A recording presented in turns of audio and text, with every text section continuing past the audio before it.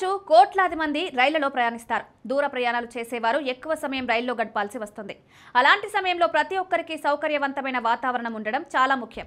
ప్రయాణికులు ఎటువంటి ఇబ్బందులు పడకుండా సాఫీగా ప్రయాణం సాగించేందుకు భారతీయ రైల్వేలు అనేక నియమాలు, మార్గదర్శకాలను అమలు చేస్తుంటాయి. వీటిలో ఒకటి రాత్రి 10 గంటల నియమం. ఇది ప్రత్యేకంగా రాత్రిపూట ప్రయాణించే వారి కోసం తీసుకొచ్చిన ముఖ్యమైన చర్య. తాజాగా మరోసారి ఇండియన్ రైల్వే ఈ నియామకాలపై కీలక ప్రకటన చేసింది. ఈ నియమం ప్రకారం రాత్రి 10 గంటల తర్వాత రైలులో శాంతి భంగం కలిగించే పనులు పూర్తిగా నిషేధం. ఉదాహరణకు ఫోన్లో బిగ్గరగా మాట్లాడడం, పాటలు వినడం, వీడియోలు ప్లే చేయడం, రీల్స్ చూడడం వంటి చర్యలు ఇతర ప్రయాణికుల విశ్రాంతిని భంగం చేస్తాయి. కాబట్టి రాత్రి 10 గంటల తర్వాత ప్రయాణికులు వీటిని నివారించాల్సి ఉంటుంది. రైల్వేలు ఈ నియమాన్ని అమలు చేయడం వెనుక ప్రధాన ఉద్దేశం ప్రతి ఒక్కరికి ప్రశాంతంగా నిద్రపోయే అవకాశం కల్పించడం. దూర ప్రయాణాలు చేసేవారు రాత్రంతా విశ్రాంతి తీసుకోవాల్సిన అవసరం ఉంటుంది. అలాంటి సమయంలో ఒకరికొకరి సహకారం చాలా ముఖ్యం. రైల్లో కొందరు శబ్దం చేసే వినోదం కోసం బిగ్గరగా వీడియోలు ప్లే చేస్తే ఇతరులకు నిద్రపోవడం కష్టమవుతుంది. అందుకే రైల్వేలు రాత్రి 10 గంటల నియమంను తప్పనిసరిగా పాటించాలని సూచించాయి. ఈ నియమాన్ని ఉల్లంఘిస్తే ఏం జరుగుతుంది?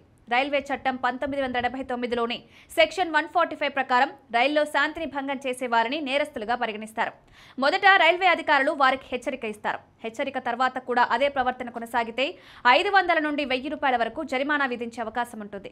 అంటే మీరు రాత్రి 10 గంటల తర్వాత ఫోన్లో బిగ్గరగా మాట్లాడినా, పాటలు విన్నా, వీడియోలు ప్లే చేసినా ఆర్థిక జరిమానా తప్పదు. రైల్వే మార్గదర్శకాలు ఇంకా కొన్ని ముఖ్యమైన సూచనలను కూడా ఇస్తాయి.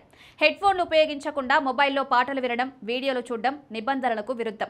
రాత్రిపూట రైల్లో లైట్లు వెలిగించడం కూడా ఇతరులకు ఇబ్బందిగా మారుతుంది. కాబట్టి 10 గంటల తర్వాత అన్ని లైట్లు ఆర్పేయడం, శాంతిని కాపాడుకోవడం తప్పనిసరి. ప్రయాణికుల సౌకర్యం కోసం రూపొందించిన ఈ నియమాలను పాటించడం ప్రతి ఒక్కరి బాధ్యత.